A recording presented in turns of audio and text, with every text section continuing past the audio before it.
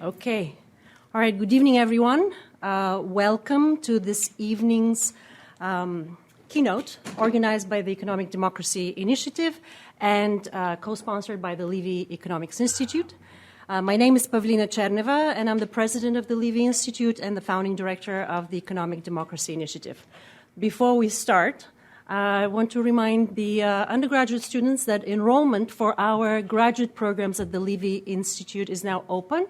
We have two graduate programs, a 3+2 program in Master of Science in Economic Theory and Policy, and a Master of Arts, which is a 4+1 program. Today, I am delighted to welcome back to our campus Professor Robert Skidelsky. He's Emeritus Professor of Political Economy at the University of Warwick, a member of the British House of Lords, and biographer of one of the most influential economists of the 20th century, John Maynard Keynes. The last time Lord Skidelsky visited our campus was in 2019, right before the pandemic, when we were commemorating 100 years since the signing of the Treaty of Versailles, which effectively ended World War I. At the time, John Maynard Keynes warned that the stiff war reparations and other harsh terms imposed on Germany by the treaty would lead to the financial collapse of the country and predicted the serious economic and political repercussions and the rise of fascism. In today's lecture, Lord Skidelsky has returned with a different message, and namely that we cannot ignore the connection between our economic and political system and technology. So allow me to reflect on the last few decades of economic development in the context of the most recent presidential election in the United States. Though this is not the subject specifically of this talk, it is related to the question of the impact of technology on well-being and on the economic condition. All polls, whatever one's feelings about their reliability in the U.S., kept pointing to the same defining issue in this as in every other election, the economy. Critical issues, indeed existential issues of democracy, reproductive rights, freedom, filled the airwaves and political speeches, but the economy remained once again more powerful than any one of them. And while the immediate grievance seemed to be inflation, that came on the heels of decades of economic difficulties and eroding labor standards and conditions. And while economists uniformly failed to grasp what these concerns with the economy were all about, the labor market, almost everybody announced, was at full employment, and that the economy was the best economy since the Great Depression. A few of us, right here at Levy, for example, strongly disagreed, and so did a large segment of the electorate. Economic insecurity, runaway inequality, the instability of jobs and livelihoods, inability to make ends meet or to enjoy an increasing standard of living were not captured by the mainline numbers, economic numbers of growth, or the employment numbers for that matter. They did not offer insight into the way most people experienced the economy. Almost 100 years ago, in a 1930 essay, The Economic Possibilities for Grandchildren, John Maynard Keynes predicted that our generation will only need to work 3 hours a day, enjoying improvements in our standards of living due to technological advancements. That prediction has not come to pass. And anxieties over the impact of machines on livelihoods are arguably as widespread as they were at the dawn of the Industrial Revolution. In this talk, Lord Skidelsky will talk about his latest book. In the UK, it is under the title The Machine Age. This is the US edition called Mindless. And he will talk about the impact of machines on the human condition, on the way we work, on the way we live, and on our possible future. Please join me in welcoming Professor Skidelsky.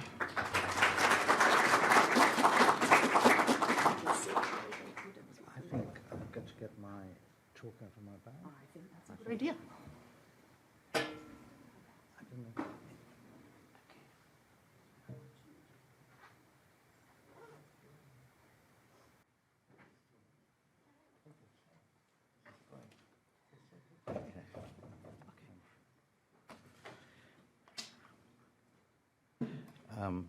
I'd like to thank Pavlina for that introduction. Very nice. I'm very glad to be here. I was last here 5 years ago, and it was indeed about the Treaty of Versailles. Does this work? Yes, it does. Can you hear me? I won't be able to hear you, so you'll have to speak up if you want to ask questions and make comments. But I'm going to pursue a particular path through my book. My book's about three things. First of all, it's about the impact of machines on work and on the world of work, and and it goes right from beginning of time to the present day, and all the different reactions humans have had to the thought that they'd be being made redundant. You could either regard that as an optimistic perspective or a deeply pessimistic one, because, of course, it raises the question of what are human beings going to do if machines can do everything better than they can. That was already raised, that concern, a long time ago, but of course it's become much more urgent with the development of artificial intelligence. Second theme is about the role of machines in spying. That is the extent to which a technology has greatly increased the power of the state and anyone who's interested in mining humans for their own commercial or political purposes. And, of course, that mining takes place through our own use of the internet and the devices that we habitually live by. It's extraordinary the extent to which we've become addicted to these things. And good or bad, obviously it promises great conveniences, but it actually makes your life an open book to anyone who's interested in finding out about you. And so the theme, governments have always spied on their citizens, right from the time of the Assyrians and Babylonians, but of course they've got a much more powerful technology with which to spy since. And so that part of the book is about the creation of an Orwellian state, which has been made possible by modern technology, and you can trace it, in Orwell's great work, 1984 itself, but also in Aldous Huxley's Brave New World, Zamyatin's We, and other books of that kind. So that's the second theme, and I think it's a very dangerous one. I think gradually we're not only losing our place in the workplace, we're losing our liberties little by little, incrementally, so we hardly notice it. And the third theme is the threat that machines pose to the physical survival of the human race, not the spiritual survival, because it has been responsible for devastating technologies, the production of devastating technologies which are life-threatening. It's not just nuclear, but epidemics, climate change, of course, very important, is technology. That's what a man-made or human-made climate change is about. It is about the impact of us using technology on the economy of the planet, on the ecology of the planet. So those are the three themes. But I want to trace my path through one of them in particular. Certainly be glad to answer questions on any of the others. But one of them in particular is about Frankenstein. Frankenstein, as we all know, well, as I hope we all know, but maybe some of us don't know, was the scientist in Mary Shelley's novel of that name, which was written in 1918.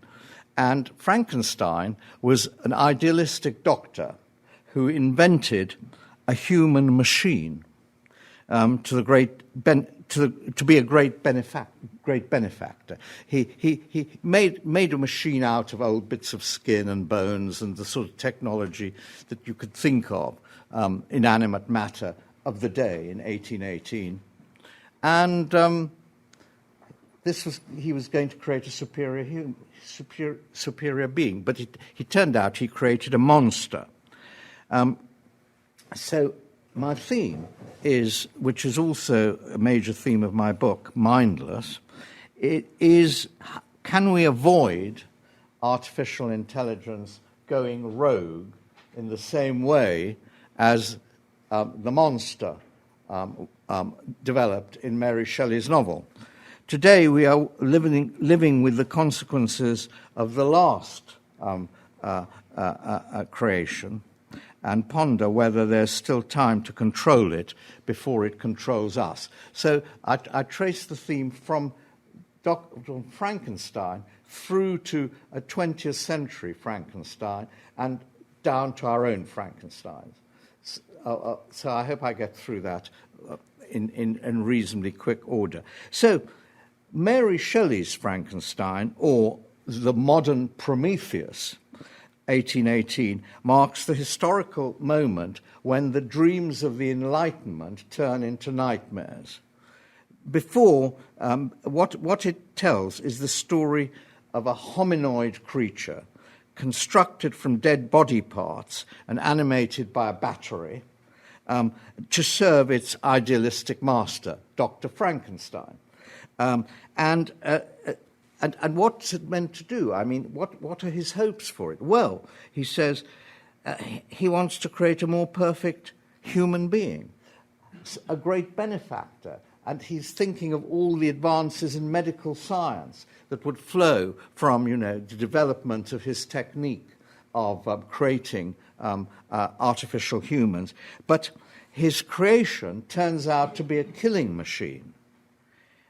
Mary Shelley's story of a science experiment gone wrong became a metaphor for the whole project of mechanizing human intelligence. It marks the start of the humanistic revolt against the machine, a warning against the hubris which of scientists, which, alas, still continues. It hasn't been expunged. This warning hasn't been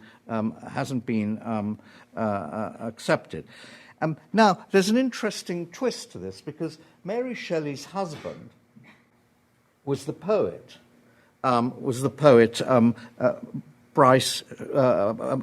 Percy Bryce Shelley, who, of course, wrote a famous dramatic poem called Prometheus Unbound. So, Shelley's poem was about the liberating powers of technology. Prometheus Unbound had been freed from God's chaining of him, and was a liberator of humanity. There was his wife writing a book called The Modern Prometheus, which was exactly the opposite. The Prometheus Unbound actually was a monster. So the modern Prometheus of the wife and the Prometheus Unbound of the husband, all at the same time. I wonder what it did for marital relations. I mean, their view of the future of humanity was diametrically opposite. But no one now reads Prometheus Unbound, the Shelley book, unless you do Englet somewhere. But the Mary Shelley's book is still cited the whole time. So in conceiving him, Mary Shelley drew both on the traditional literature of animated puppets and automated robots. That goes right back to the ancient world. And on the new materialist science in which consciousness or awareness is a byproduct of matter. We must keep this last in mind, this last thought, because it still inspires modern efforts to create artificial intelligence. They're still looking for the mind somewhere here. I'm not finding it, oddly enough. What they find are lots of very complicated bits of machinery. But still, the search for the mind, the idea that from matter you can create spirit is one of the dominating ideas in modern science. Early on, as I said, Victor, the doctor, is motivated by idealistic purposes. What glory would attend the discovery if I could banish disease from the human frame and render man invulnerable to any but violent death? Curing of disease and immortality, the great dreams that drive the technological innovation in modern medicine.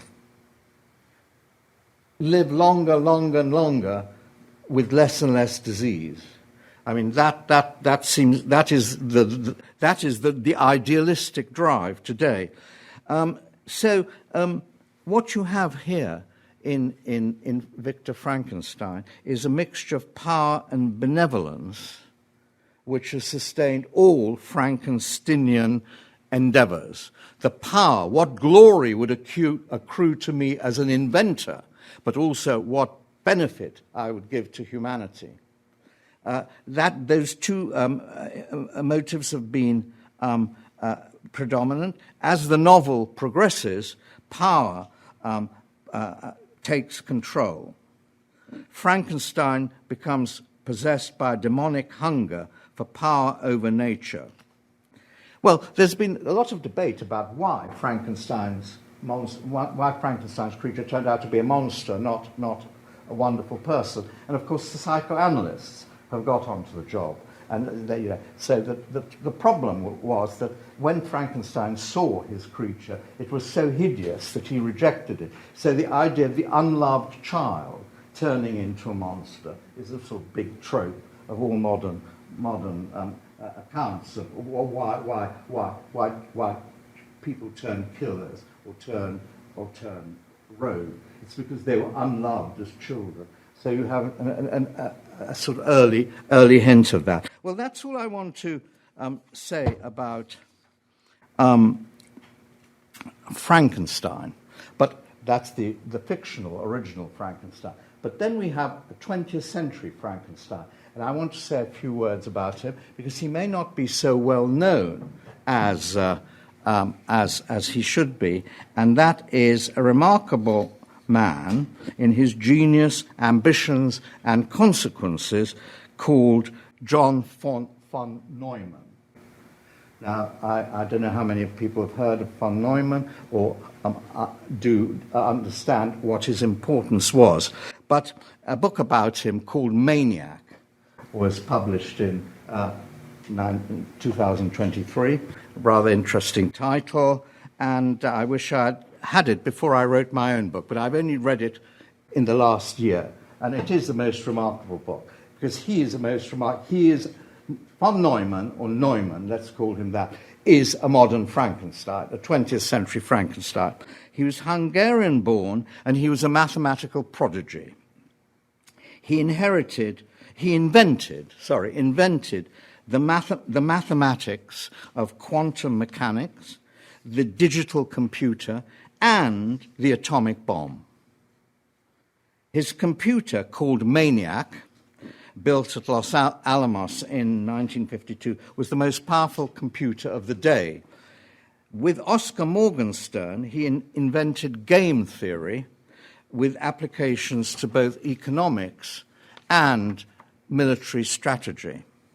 He foresaw the so-called singularity, the moment when machines surpass humans in everything humans do. He promised godlike control over the climate. So he was aiming to create God, to replace the actual God, which people had stopped believing in, with a new God, which is mathematics, was going to be the new God.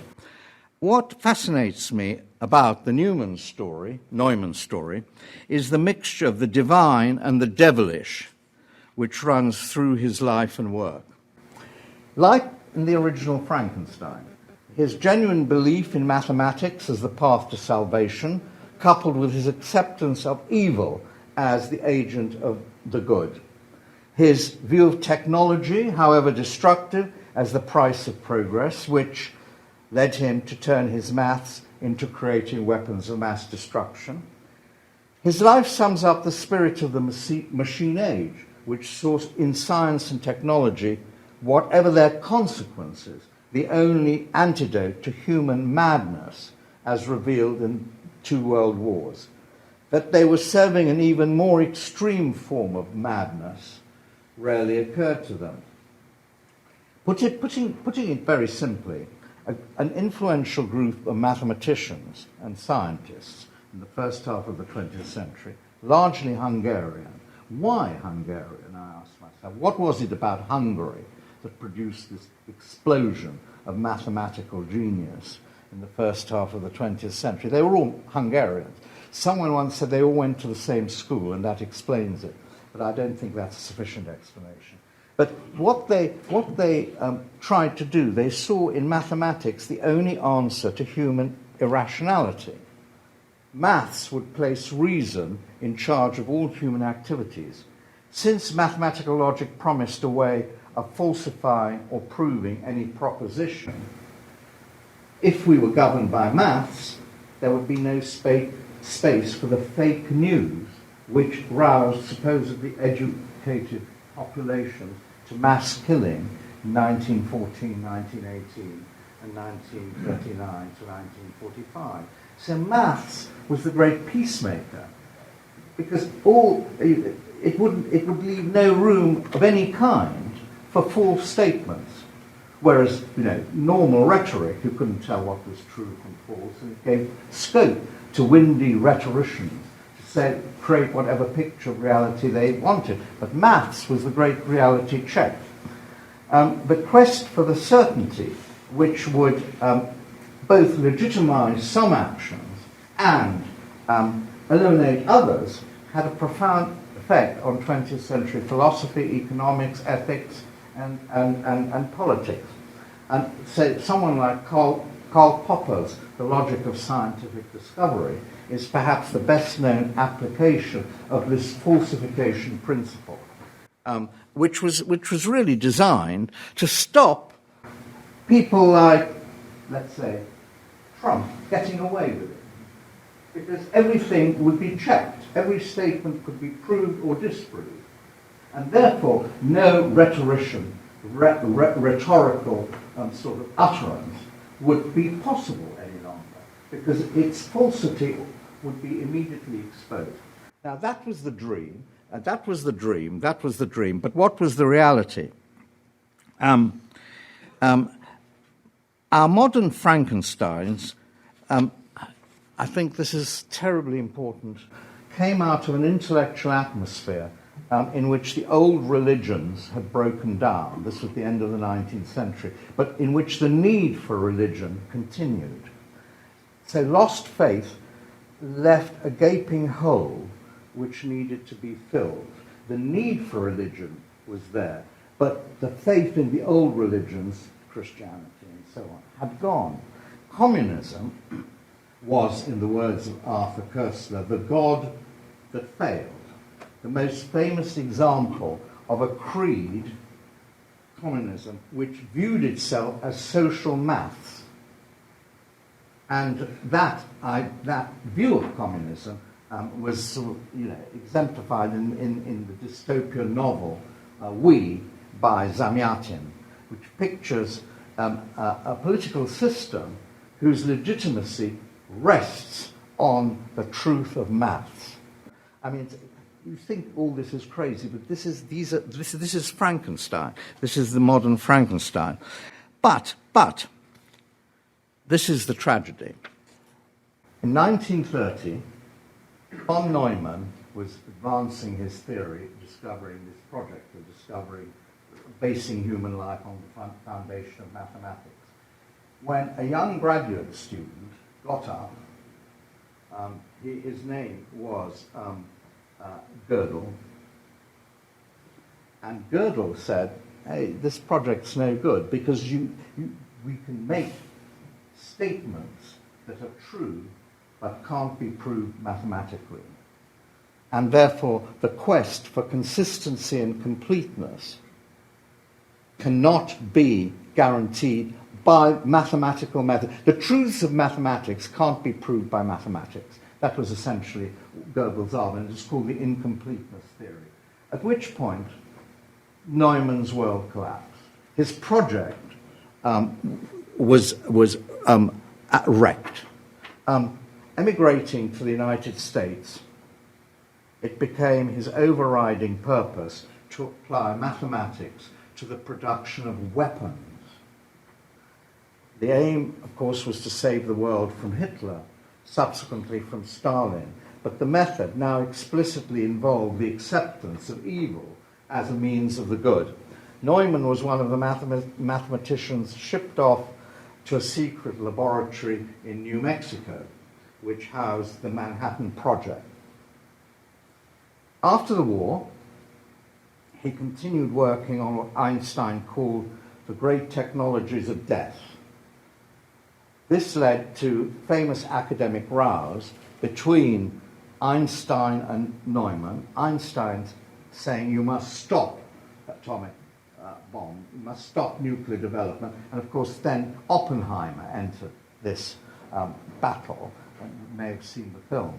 And anyway, this was a battle against Neumann and his view that it would be unethical to stop the development of science, whatever the consequences.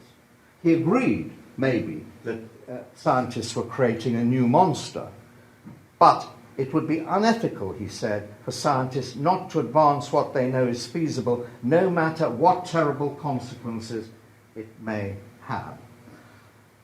So this is our modern Frankenstein, right?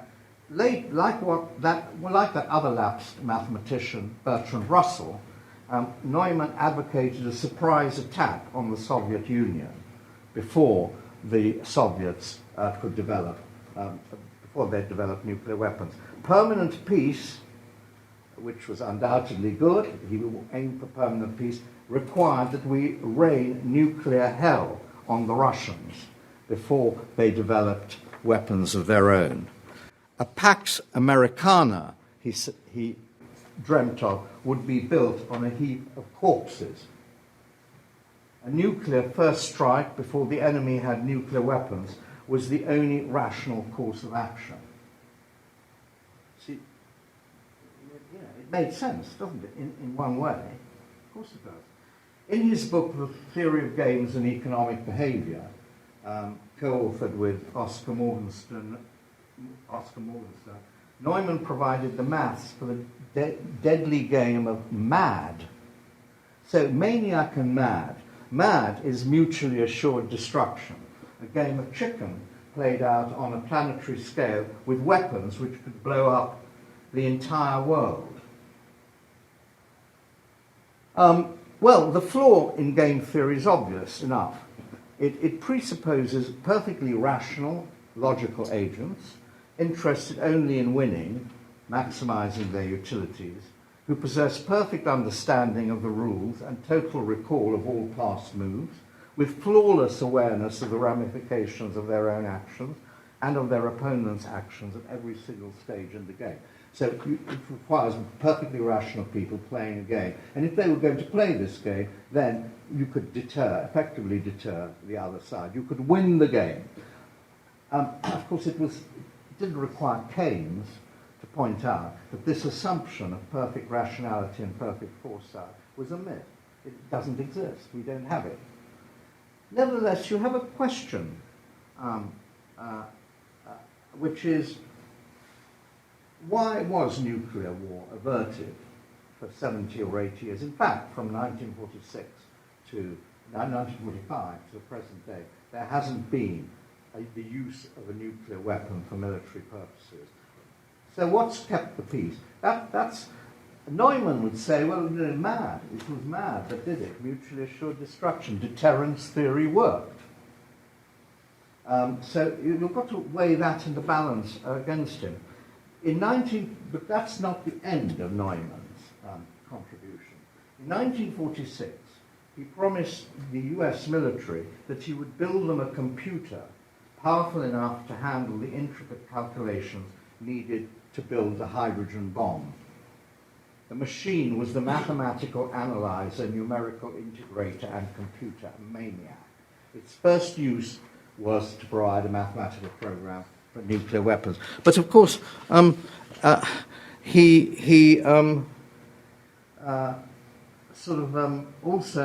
another of his ideas was, he said, look, we suffer terribly from these hurricanes and storms. Now, provided we can accurately predict the weather, we can send hydrogen bombs into space to dispel hurricanes as they approach. Wouldn't that be a great boon to humanity? Looking at the history of our modern Frankensteins, it's remarkable how the most creative and the most destructive of human inventions arose at exactly the same time in history. As Richard Feynman has pointed out, so much of the high-tech world we live in today, with its conquest of space and extraordinary advances in biology and medicine, was spurred on by one man's monomania and the need to develop electronic computers to calculate whether an H-bomb could be built or not. Now, let's go to the last of our Frankensteins. And this is a group which is very much with us today. And they're a mixture of high-tech multi-billionaires, scientists, and philosophers of science, united by a common goal of developing super-intelligent beings to save humanity from itself, to save us from ourselves. What they want to do is to develop what's called generative AI, generative artificial intelligence, a type of AI, Google tells us blandly, that can create new content. More understandably, a type of AI that can think for itself. It was all this latest phase was spurred by this wonderful performance of DeepMind or AlphaGo in a game of Go, which is the most complicated game in board game that exists. Incredibly complicated. And in 2008, I think, or 2007, DeepMind, which was the inventor of DeepMind, challenged the reigning world Go champion to a game, a challenge, best of 5 games of Go. And the world champion lost the first game, and he seemed to be getting better of the second game when the machine produced a move that no human being had ever produced before. Or rather, no human being had ever produced with any hope of winning. He turned a completely catastrophic mistake into a winning position. And at that point, the human Go player gave up the game. He said, I'm no longer the best. And from that point, the idea of the machine that thinks on its own captivated the people interested in developing AI beyond the point at which it had reached. And this is the new God project. And so there's a problem about this new God project, because since this machine's thoughts won't be controlled by humans any longer, it thinks for itself, then it's God. I mean, there's nothing to stop it becoming totally omniscient. But then how can we make sure that it doesn't destroy us? Because there's no reason why it should be a benevolent God. And some of the people behind it started having doubts, and they started calling for a pause. Maybe we should wait a few months before we sanction further developments. Maybe we should cut off funding and so on. But these pauses didn't last for long, because the idea was that what was happening was inevitable. And the new Frankensteins acquired a legitimizing philosophy called transhumanism. I don't know whether you'll come across transhumanism, but it's the legitimizing ideology of all those people who want to create new gods out of AIs. Three that number of people involved, philosophers like William MacAskill, Nick Bostrom, Toby Ord.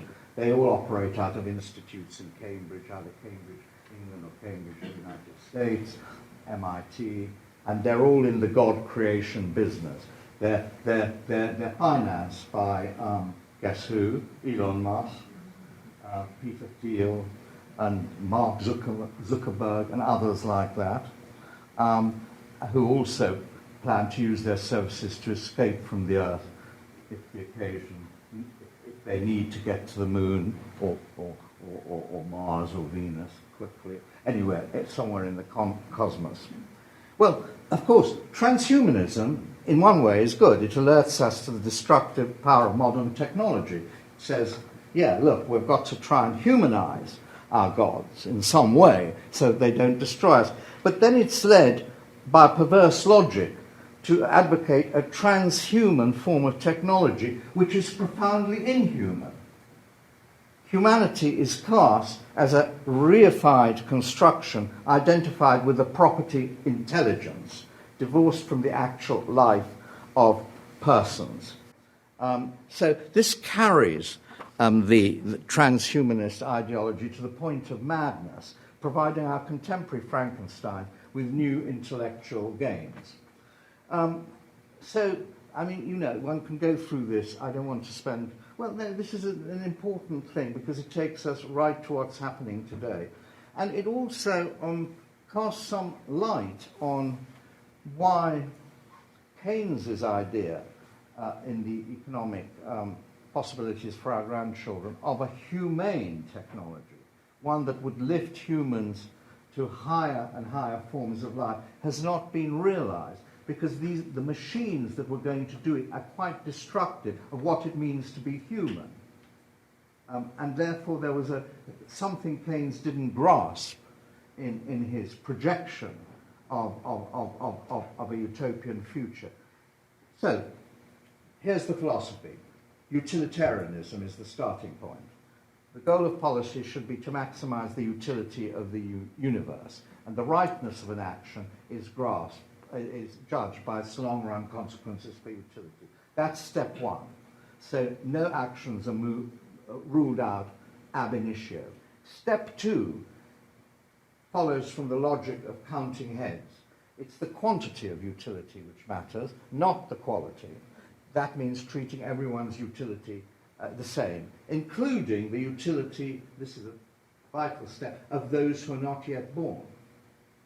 Thus, the goal is not to maximize the utility of the present generation, but of all feasible future generations, of which this generation forms only a tiny fraction, obviously, of all the people who could expect to be born from the present population of the world.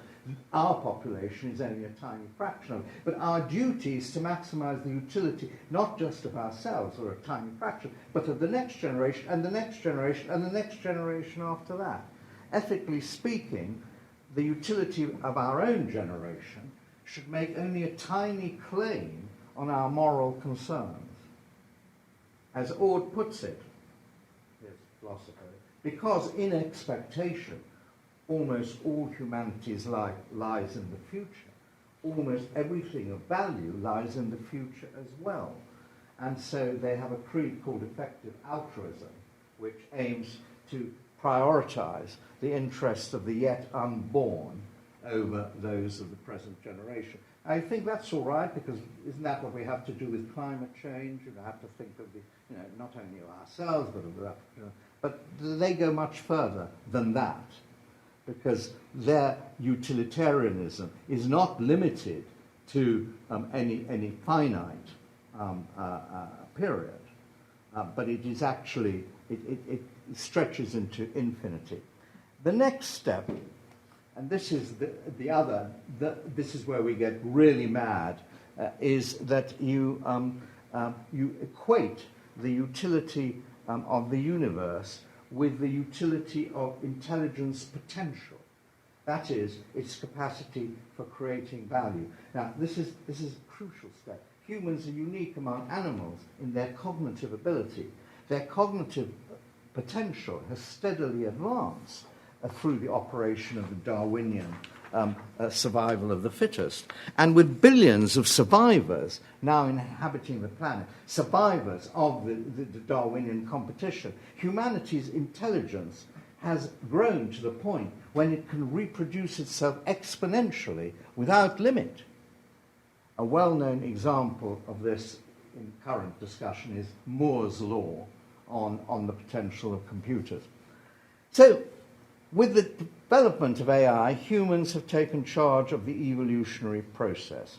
AIs are starting to be built which can equal the best of human intelligence, and sooner or later, humans will be able to design superintelligent AIs. Bostrom defines superintelligence as any intellect that greatly exceeds the cognitive performance of humans as in virtually all domains of interest. Since the design of machines is one of those, little activities which these superintelligent machines will occupy themselves with, there's no stopping them. Then there'll be an intelligence explosion, a population of superintelligence AIs to take over the business of evolution, leaving the intelligence of humans way behind. Thus, the first ultra-intelligent machine is the last invention that man need ever make. The evolutionary torch will have passed from humans to AIs. And so the logic goes on. I mean, if what you're trying to maximize is intelligence, then you don't need the body. It's all up here. So, whoop, you just have, what you're trying to do is to secure the survival of brain.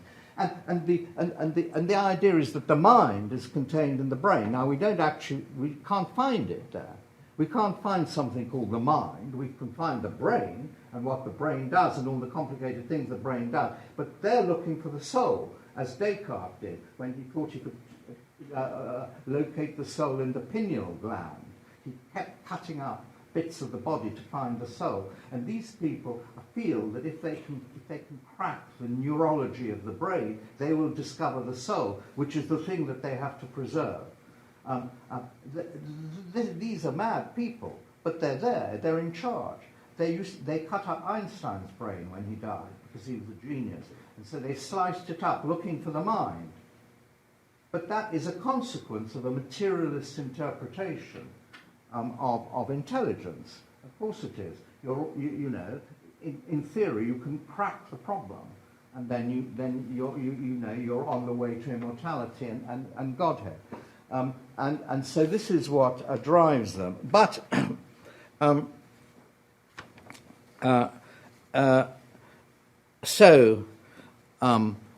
this phase of the Frankenstein story ends in this idea that before they get to the tipping point, we must program our new gods with moral rules.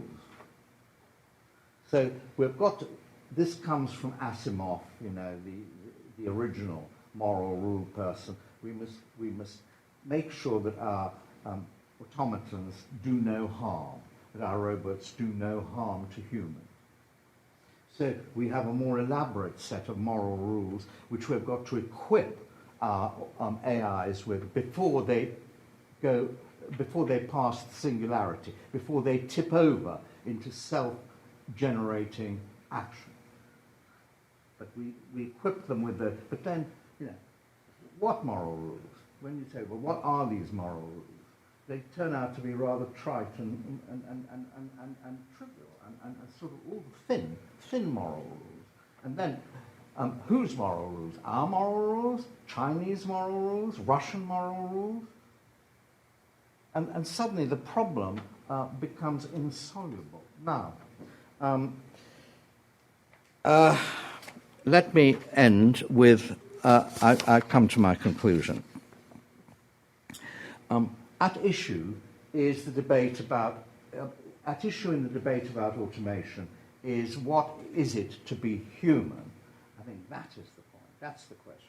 Today's scientists and technologists follow in the footsteps of Victor Frankenstein and John Neumann in aiming to develop machines which can improve on humanity. And the result is a peculiarly anti-human form of humanism. I mean, take the debate about upskilling, which goes on in the world of labour and labour markets. We need to be constantly upskilling humans, the argument goes, in order for them to keep up with machines. Only that way will we retain our place in a machine culture. But what sort of place will that be? What sort of humans will these upskilled humans be? I mean, what we don't talk about is the fact that in the process of mechanization, hundreds of human skills have been lost. Humans used to be able to do many more things than they now can. So what is this upskilling that they're talking about? And someone summarizes this, Sharon Bauer, rather well when she writes, while algorithms can outperform humans in manifold tasks, as well as learning new ones, they literally do not understand what they're doing. Understanding comes from context. Uniquely human labor filling in the cracks between bits of data with unprogrammable awareness is what creates meaning and constitutes a whole reality. Yet the more our minds are trained by daily interactions with digital technologies to think like algorithms, the less intelligent and more artificial we ourselves become. You see, Neumann's dream was to build a bridge between computation and thinking.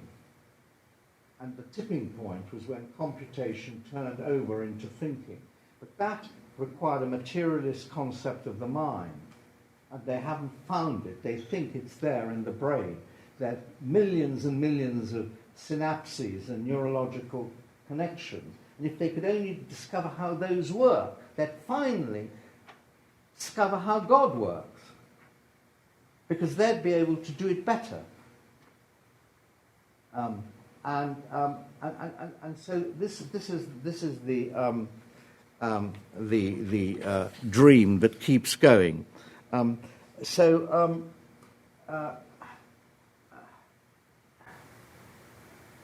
older and historically much more influential view is that humanity is constituted by its imperfections. If we said, what is it to be human? One obvious answer, well, we have certain obvious answers. The ability to empathize, the ability to love, the ability to show emotions, and all that kind of thing. And of course, the ability to think at a very high level.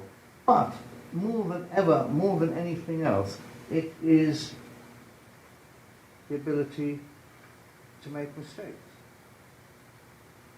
Animals don't make mistakes. You can't say, look, you made the wrong choice in choosing to go here rather than there, or attack that animal rather than that animal.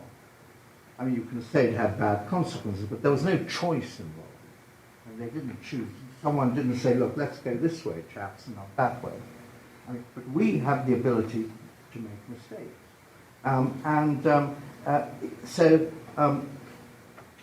If you think of humanity as constituted by its imperfection, then evil is a necessary part of the great chain of being, the physical and moral challenge God has set us. If all low and evil conditions and characters are eliminated, the harmony of the whole is irretrievably ruined. I mean, that was the contention of Lovelock's book, The Great Chain of Being. I mean, everything is important. You're not. The perfection lies in the harmony of very different kinds of creatures. So I'll leave you with these questions. Can we stop certain lines of scientific advance, say, by not funding them? Is everything invented bound to be applied? Is it possible to confine scientific advance to cases where the benefits are so clear that they are indisputable. In other words, let's say medical advances. But as soon as one says that one realizes, but as soon as one says this, one realizes that there are no unmitigated benefits, or avoiding the balancing of the good and the bad. How is this balance to be determined? And how it's determined will depend on our view of what it is to be human. And I would contend on a religious view of life, by which I don't mean a dogmatic view, I mean a view that goes beyond science and realizes that there are mysteries which science can't deal with.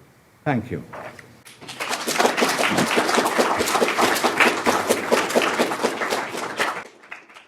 Thank you, Robert. Take some questions. Yeah, sure. If you want to have a seat,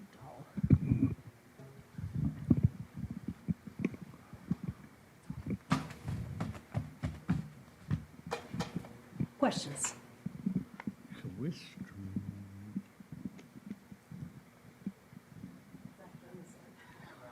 I can answer. I can ask me.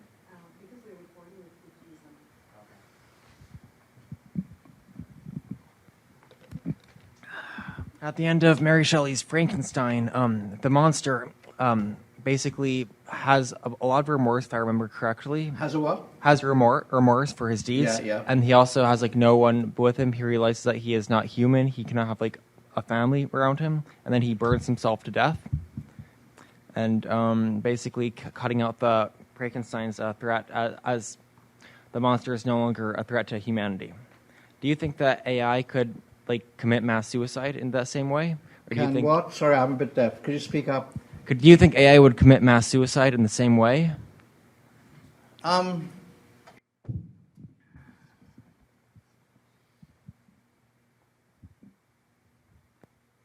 Well, it's possible. It's possible. It's unlikely. I mean, because what you're getting with the modern Frankenstein is an intelligence that is superior to that of its creator.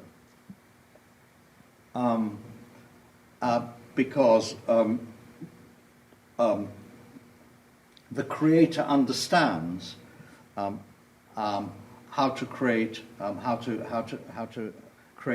intelligence that is greater than the creator. And once the intelligence is created, then of course they have the free run over the evolutionary process. So there's no reason why they should feel remorse or why they should want to commit suicide, because they're perfect at that point. They can do. Now, it may be that they will start fighting each other, but that shouldn't be. That could be. If you can think of, imagine the development of AIs in different nations. Let's say there's a Chinese AI, and then there's an American AI, and there's a European AI. Let's say each of them have developed. They've all passed the point of singularity. Now, they may all have been programmed not with moral rules of the kind Asimov was advocating, but with the moral rule of destroy the enemy. And the enemy being identified by the geopolitical enemy as it exists at the moment, at which point you can imagine a war of AIs which end in the complete destruction of the AIs. And then that's the end of intelligence, it's the end of superintelligence. You can imagine that kind of suicidal cycle developing. But you think that once they've developed sufficient intelligence, however they've been programmed, if they're capable of their own independent judgment about things, they'll say, hey, look, let's stop behaving like these infantile humans, and we'll get together and just sort of build a wonderful paradise in space or something like that. I mean, so that's the sort of possibility. We do play infantile games, and we're addicted to them. And they're real, and the trouble is they're real. And all the nations play them, and all their military intelligence play these games. And they all sit here, round table, and say, look, if we do this, there'll be 1 million dead here, so therefore they won't do that because they don't want to lose 1 million. You know, I mean, these are infantile games. So that's one possibility. Another possibility is that the Earth runs out of resources, even the resources able to maintain electrical, creatures. So they find a domain in the cosmos. I mean, this is the transhumanist dream. You fire these brains into space. Musk hopes to accompany one or two of them, I think. I mean, he has an idea of colonizing the moon, I think. That was one of his... So, that's another possibility. Then there's enough room for everyone. They don't have to fight each other. They can all develop their own bits of the universe. Thank you. I realize I'm talking mad stuff, but then you read this stuff and you realize what a mad world we live in. Yeah. Hi. So Robert, those of us in education, teachers, one of the aspects of AI we're dealing with is, of course, whether or not the college essay is quote-unquote obsolete, because it's rather easy to reproduce a lot of varieties of essays answering a lot of varieties of questions. Many of us like to think that students or writers, of course, are original enough that AI can't mimic what we do in the same way that, let's say, lawyers or paralegals or doctors think that AI cannot mimic what they do. And I tend to think that there is a level of higher human thought, originality, and so on that maybe AI cannot reach, that not every single job would be made obsolete by AI. But what is your view? I mean, is there a point at which it's not just the mediocre college student paper and the routine paralegal work and the basic medical diagnoses? I mean, a doctor who has seen thousands of patients and has experience and wisdom presumably is still better than, let's say, AI being able to analyze data. Or is it? I mean, can you see AI replacing nearly all categories of human employment? Yeah, well, it all depends on what weight you attach to computation.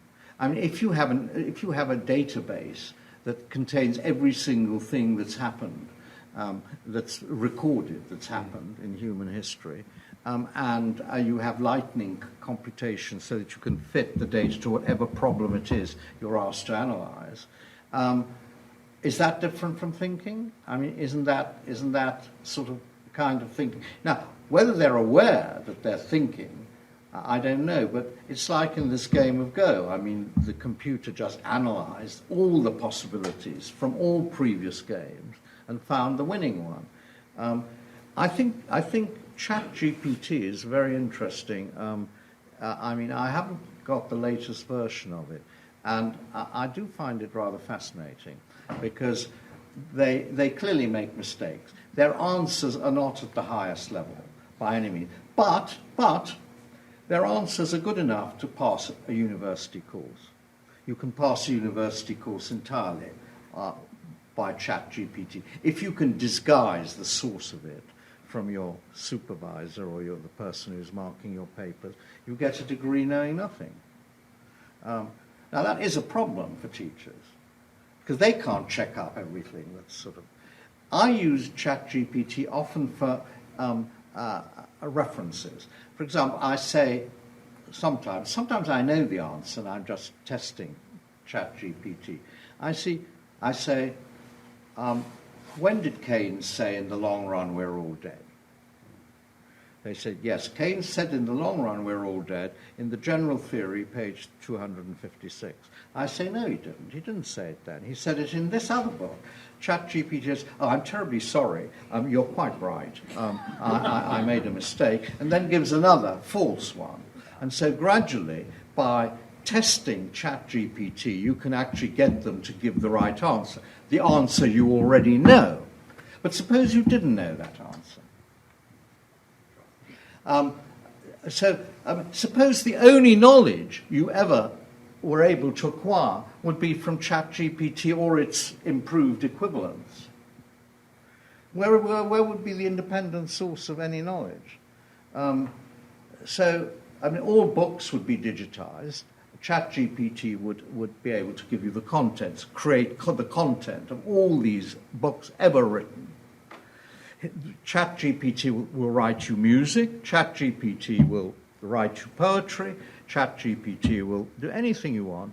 And if you haven't got an independent knowledge of what genius in these things are, you'll accept it as adequate. I have a very odd, very soon after I got someone installed my ChatGPT, I decided to ask ChatGPT this question. Write a poem in the style of T.S. Eliot, of Robert Skidelsky meeting John Maynard Keynes on the beach in Seaford, Sussex. 3 verses of utter banality, but passable. I mean, it recognized the 2 characters. It recognized that they might have met via knowing that I've written a book about this guy. And it produced the appropriate content. I mean, I knew it was awful, but then maybe someone else wouldn't, and think, wow, this is really great stuff. So, these are the dangers, anyway.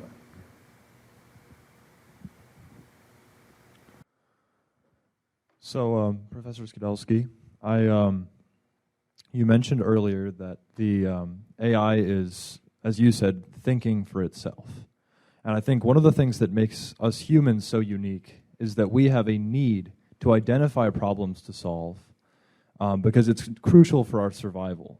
And we have more than just a logical system, which is what the AI is, but we have all kinds of other neurological systems to assist with that survival. So my question to you is, given that the AI sort of lacks those other abilities beyond logic, to what extent are the fears of AI due to a sort of personification that might... Just repeat that question. What? To what extent are the fears around AI from a false personification of it? Thank you. Yeah, I should have got my hearing aid. What extent are the fears of AI? A result of false personification. False personification. Personification. So what does that mean?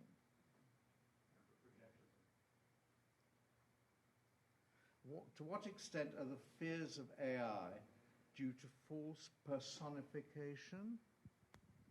That's right. So I have to reply with ChatGPT for the moment that I don't understand the question. Is it assigning false personality to the AI? That's what I meant. Come closer, and then I'll be able to get you sort of in my audio horizon range.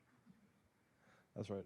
So as a supporter of AI myself, I think that my senior project has a lot of neuroscience in it, and the researchers have identified many different separate systems, a logical system, an emotional system.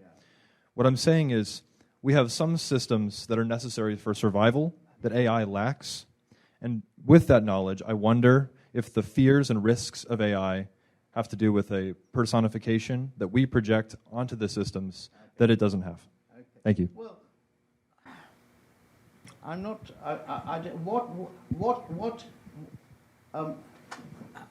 Let me reply in the words, if I can find them, of von Neumann.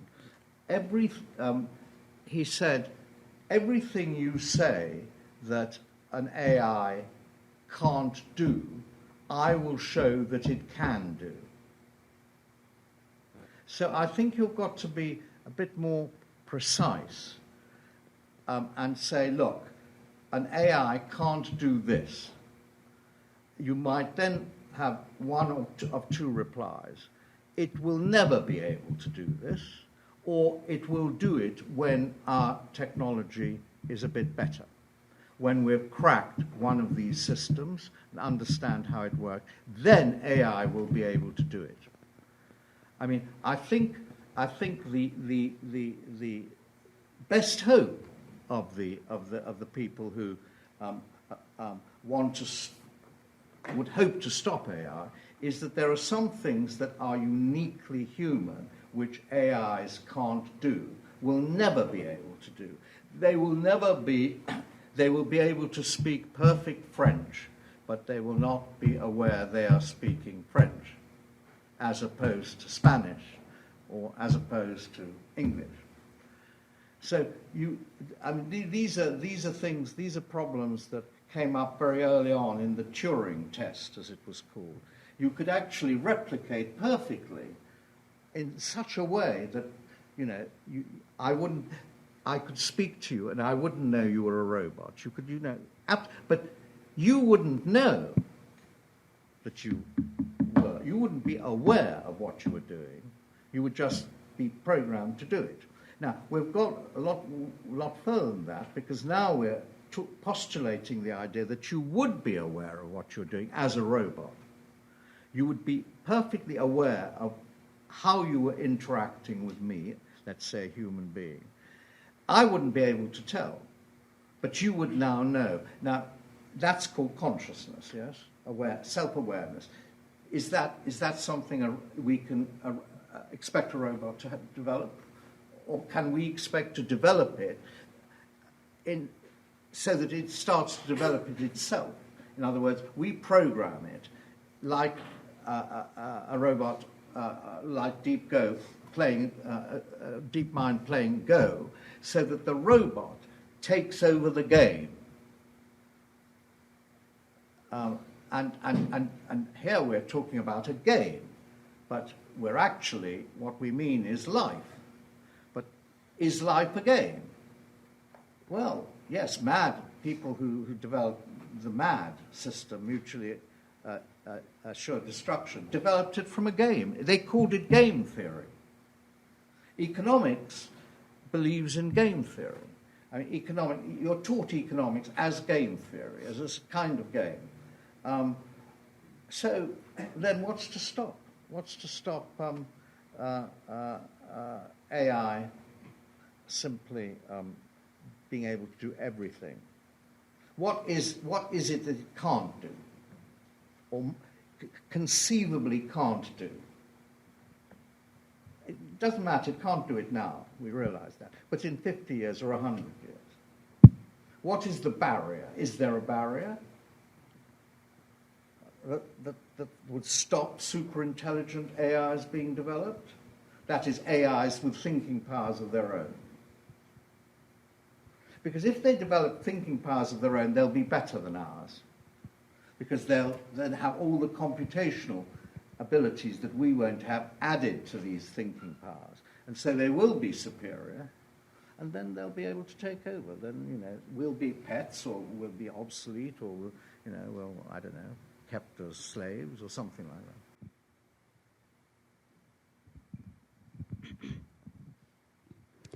that. Hi.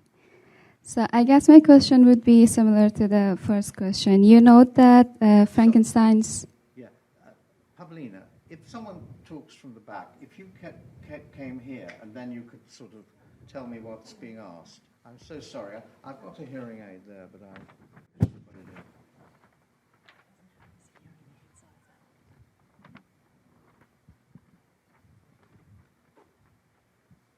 Hi. So, you know that Frankenstein's monster was rejected by its creator, and it led to the destructive behavior.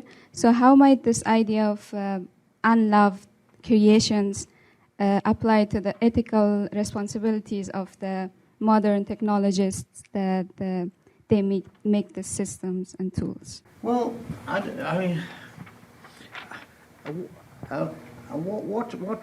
can you imagine an unloved computer? What would an unloved computer be like? I mean, I hate my computer a lot of the time, but is the computer aware that I hate it and then starts acting perversely because there's a reaction? I mean, whenever I press the wrong button and don't know how to get it right again, I loathe it. I can easily imagine people picking up their computers and flinging them against the wall and destroying them, really. Like you destroy a person you're very annoyed with. But would a computer feel that hatred?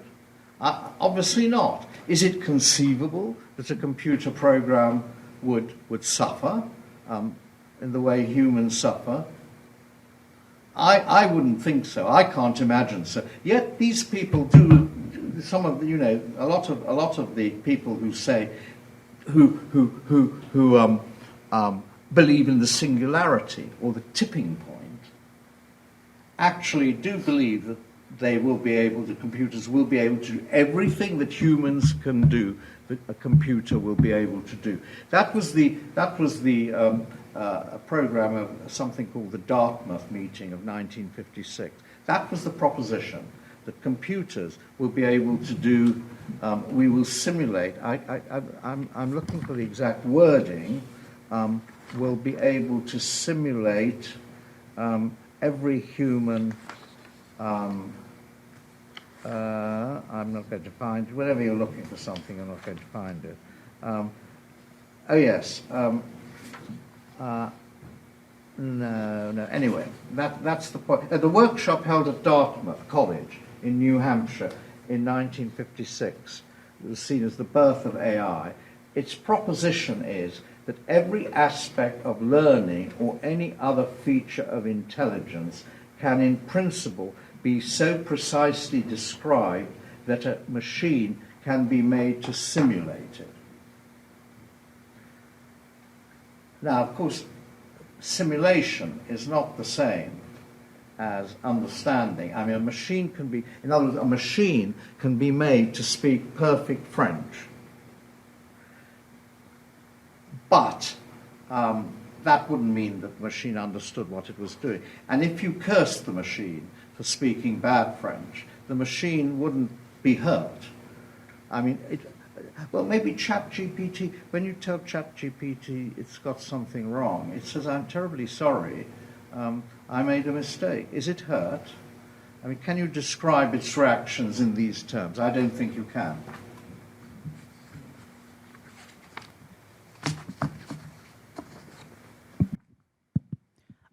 Hi, Professor.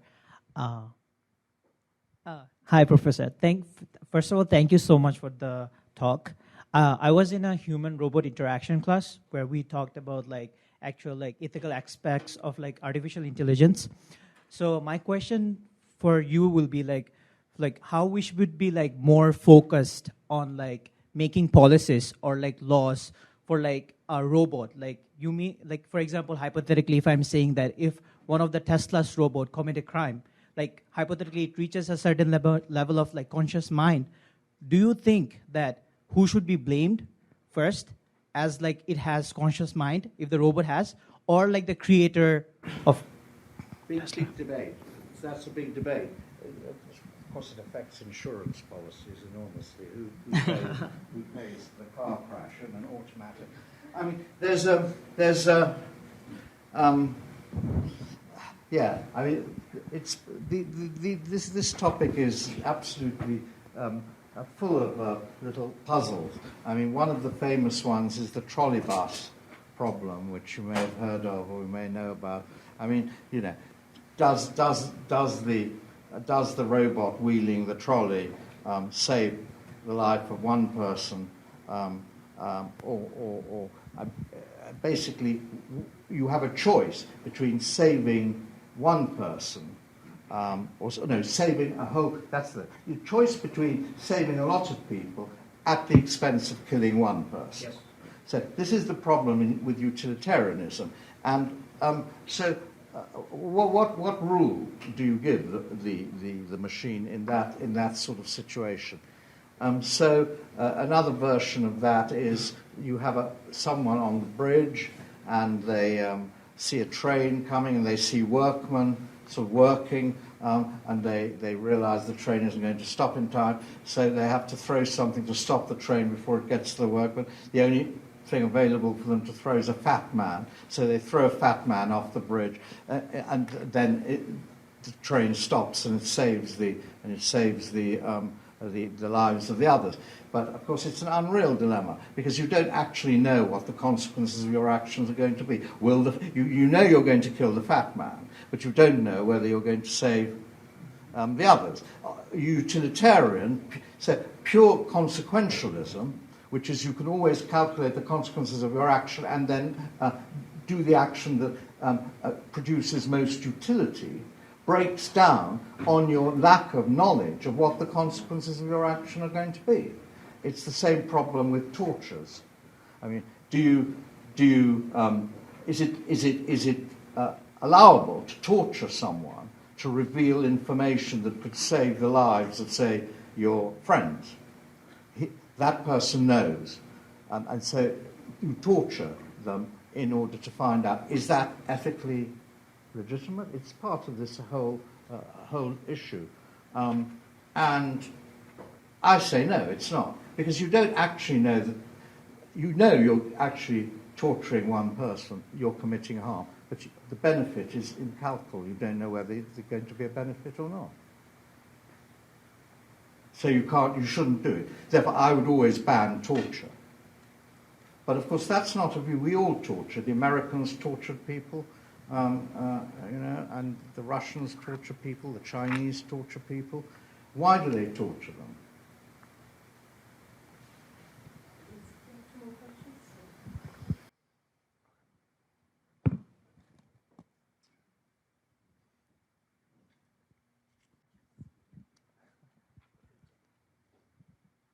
Hi. So in your book, you detail kind of like the Christian views on work, working monks, and there's kind of this quip about the workly saint being transformed into saintly workers. Mm-hmm. And so now with AI, machines, perhaps historically, they've kind of come for the more rudimentary worker, as you detailed the weaving looms, for example. But now perhaps AI is coming for the good jobs. And similar to like the monks, as you mentioned in the book, they would often choose the best jobs. So although they were working all the time, they enjoyed it. Now AI perhaps is coming for the good jobs, writing, poetry, music. So is there any reason to be optimistic in AI pushing the needle towards more leisure or equality in leisure? Not unless you stop some of this development. I think you've got to take a view about is the development of AI or the intrusion of AI into more and more activities that humans do, is it stoppable? If it's stoppable, you might want to stop it. I mean, that is the dilemma. I mean, a lot of people say you can't stop anything. This is our, another wonderful remark by Neumann, and this remark, I mean, I think he was a terrible man in all kinds of ways. But one remark is fantastic, and that is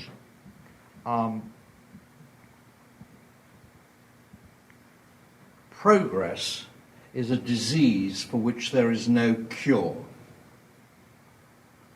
And that is very thought-provoking. Progress is a disease for which there is no cure. That means you've got to go on. You know, the consequences may be awful, but ethically you have to, because that's the way we're constructed. And yet it's not the way we're constructed. You see, if you really try to break that sentence down a bit, you find it's a very Euro-Western-centered observation. In fact, there was no technical progress for thousands of years, and even in some of the greatest civilizations of history, there was no technical progress, really, or scientific progress until the West imported it. Now, it's not that, I mean, you know, that picture is not, it's oversimple. And you can talk about the invention of zero, you know, in Baghdad, and all kinds of things. Of course, the invention was everywhere. But broadly speaking, this Promethean urge of Shelley is very much a Western idea. And it wasn't a Chinese idea, it wasn't an Indian idea. And so, in the name of this Promethean liberation, Promethean urge, we've unleashed science and made it our God. But that's a Western thing, I think, a very Western thing. Therefore, the answer to your question really is, at what point, or is it possible to stop technology or science and say, look, there's enough? Look at history now. I mean, for example, a Roman emperor. I can't remember which one. Maybe it was Hadrian, or maybe it was an earlier one. An inventor came to him and said, "Look, I've got a much more efficient way of building aqueducts." So he had them beheaded, the inventor. Why? Because building aqueducts gave work to people. And so the emperor thought, if a machine can build these aqueducts, well, what will all these people do? They'll maybe join a slaves' revolt or something like that. So it was stopped. What about, how do you explain, I don't know enough about it, but I mean, maybe some people do. China. I mean, it had two world-shattering inventions, which were simply not utilized. I mean, one was gunpowder and the other was printing. I mean, they used gunpowder for fireworks, and they used printing for printing endless volumes of encyclopedias for the training of civil servants. But that was it. Why? Why was it stopped? Why wasn't there this Promethean urge to sort of carry on? Well, you can have lots of explanations of it. One reason why an imperial system would want to limit the use of gunpowder is it wouldn't want its enemies, rebels, to be equipped with guns to fight its own forces. So you can imagine all those sort of reasons apply. All I'm saying is I don't buy quite the argument that that science is unstoppable. I think it can be stopped. And one thing that will stop it eventually is if it turns out to be too destructive, you'll start civilization with much less science. The survivors won't have as much. That's one way of stopping it. I think we have to leave it there. Once again, join me in thanking Professor Skidelsky.